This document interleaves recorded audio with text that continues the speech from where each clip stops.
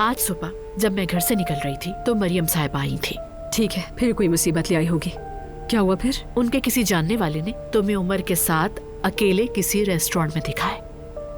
I mean, अब पता नहीं किसने देखा है तुम दोनों को, और उसने तुम्हें उसकी गर्लफ्रेंड समझ लिया। क्या?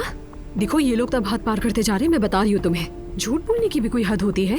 और ये मरियम तो बिल्कुल ही काबू से बाहर होती जा रही है, कसम से। ओके अलिफ मेरी जान, रिलैक्स हो जाओ, बात मुकम्मल करने दो मुझे। मैं रिलैक्स कैसे हो सकती हूँ? इस औरत को सिर्फ मुझे से मसला है, हाथ धोकर मेरे पीछे पड़ गई है ये। ओके मालूम है मुझे, लेकिन मैंने अपने हिसाब से उस वक्त उसे जवाब दे दिया और हमेशा की तरह सामने बैठ के शर्मिंदा हो गई वो।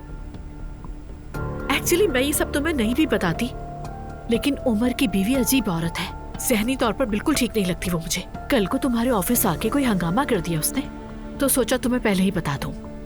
उमर की डाइवोर्स नहीं हुई अभी तक? हाँ I think so, divorce in process है, मगर इस वक्त वो टॉपिक नहीं है हमारा। यार कसम से उमर की पागल बीवी की ही कमी रह गई थी बस मेरी जिंदगी में।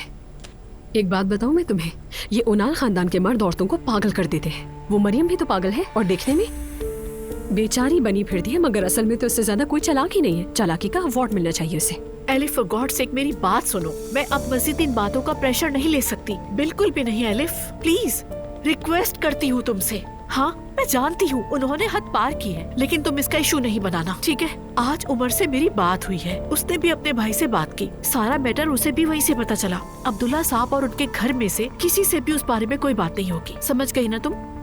लेकिन उमर ने आज मुझे कॉल की थी, तब क्यों नहीं कहा उसने कुछ? क्यों कॉल की थी?